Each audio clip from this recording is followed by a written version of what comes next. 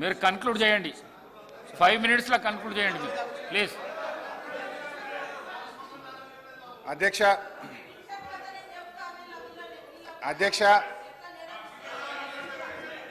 మేమనేది ఒకటే అధ్యక్ష, ఇప్పటికైనా 4000 పెన్షన్ ఇవ్వండి, పెండింగ్లో ఉన్న 2 నెలల పెన్షన్లు కూడా 2,000 వెంటనే రిలీజ్ చేసి వారికి ఆదుకోవాలని చెప్పి మీ ద్వారా విజ్ఞప్తి చేస్తున్నా అధ్యక్ష. ఈ విషయంలో ఏం చెప్పాలని బాగా ఆలోచించాను అధ్యక్ష. బడ్జెట్ ప్రసంగంలో బట్టి గారు ఒక మాట అన్నారు. బడ్జెట్ ప్రసంగంలో బట్టి గారు ఏమన్నారంటే చేతగానమ్మకు మాటలు ఎక్కువ. హరీష్ రావు గారు సీతక్క చాలా చెప్పట్లేదని చెప్తున్నారు కదా. వీళ్ళ ప్రభుత్వ హయాంలోనే జూలై నెలలో ఇవ్వాల్సినటువంటి పెన్షన్ 2020 జూలైలో ఇవ్వాల్సినటువంటి పెన్షన్ ఇవ్వకుండా ఆగస్టు నెలలో ఇచ్చిర్రు. అప్పటి నుంచి ఒక నెల లేట్ అవుతూ వస్తుంది. అది ఇప్పుడు మా మీద చెప్తున్నారు. ఆన్ రికార్డ్ నా దగ్గర ఉంది, అదే అధికారులు ఉన్నారు కదా, సవాల్ చేస్తున్నా. ఇంకొకటి సార్, చేయిత అని మాట్లాడుతున్నారు.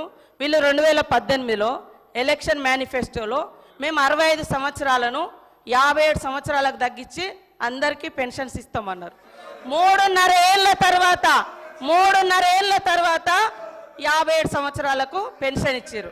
అదే కాకుండా వీళ్ళ హయాంలో డబల్ పెన్షన్స్ తీసుకున్నటువంటి వాళ్ళు, సర్వీస్లో ఉండి సర్వీస్ మూలంగా వచ్చేటువంటి పెన్షన్ 24,000 30,000 తీసుకునేటువంటి వాళ్ళకు కూడా ఈ 2,000 పెన్షన్ వర్తింపజేసారు దాదాపుగా 5,000 మందికి.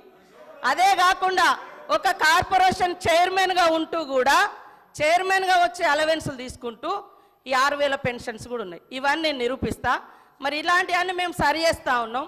మీరు అద్భుతంగా అబద్ధాలను మా మీద ప్రచారం చేసి మీ సంవత్సరం మీరున్నప్పుడు కూడా 31వ తారీఖు 20వ తారీఖు 16 27 అట్లా ఇచ్చిన మొత్తం 2014 నుంచి డాటా మొత్తం నా దగ్గర ఉంది. మీరు చెప్పటే కరెక్ట్ అని చెప్పి మిగతా వాళ్ళంతా తప్పు, మేము తప్ప ఇక ఈ దేశాన్ని పరిపాలించటం లేరు, అందరు తప్పులు అనేటువంటి విధంగా మాట్లాడడం సరైనది కాదు. నేను ఈ రికార్డు ఇస్తా, హరీష్ రావు గారు చూసుకోవాలని కోరుతా ఉన్నాను. అధ్యక్ష, వీళ్ళు ఎంతసేపు మాకు చెప్పే ప్రయత్నం చేస్తున్నారు. మేము సరిగా చేయలేదు కనుకనే మమ్మల్ని ప్రతిపక్షంలో కూర్చోబెట్టారు. రేపు మీరు కూడా ఇడికి వస్తారా? మరి రాండి, మీరు అదే తప్పు చేస్తే మీరు ఇడికి వస్తారు, మేము ఆడికి వస్తాం. అధ్యక్ష, సరే సీతక్క గారితో నా మనవి, అక్క రివ్యూ చేసుకోండి. మే జూన్ నెలల పెన్షన్ రాలేదు.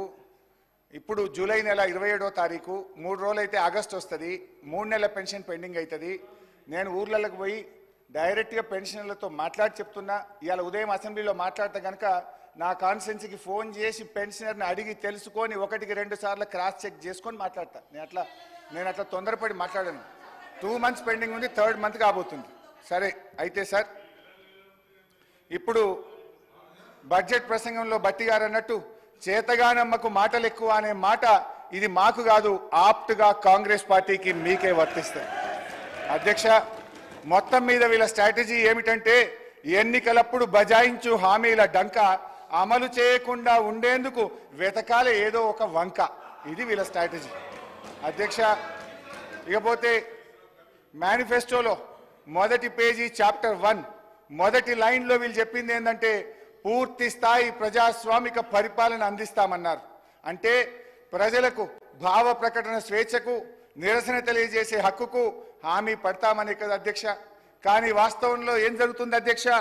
City central library, Rahul Gandhi గారు సిటీ సెంట్రల్ లైబ్రరీకి పోయి ఎన్నికల ముందు మెట్ల మీద కూర్చొని మీకు 2 లక్షల ఉద్యోగాలు ఇస్తామని, మీకు జాబ్ క్యాలెండర్ ఇస్తామని స్వయంగా ఆయన హామీ ఇస్తే జరిగింది ఏంది అధ్యక్ష? ఇవాళ మొన్న సిటీ సెంట్రల్ లైబ్రరీలో పరీక్షల కోసం విద్యార్థులు చదువుకుంటే అక్రమంగా పోలీసులు చొరబడి గేట్లకు తాళాలేసి విద్యార్థులను నిర్బంధించి లాఠీలతో వీరంగం చేసి చిట్ల కొట్టారు అధ్యక్ష. హరీష్ రావు గారు, మీ సభ్యుల దగ్గర ఉన్న ప్లే కార్డ్స్ బయటికి పంపిస్తేనే సభ నడిపిస్తా, లేకుంటే నడిపియా.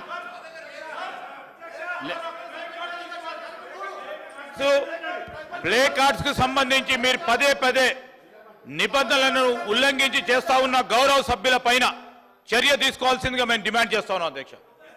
ప్లీజ్. అధ్యక్ష, ఆ సిటీ సెంట్రల్ లైబ్రరీలో ఉన్న పుస్తకాల రచయితల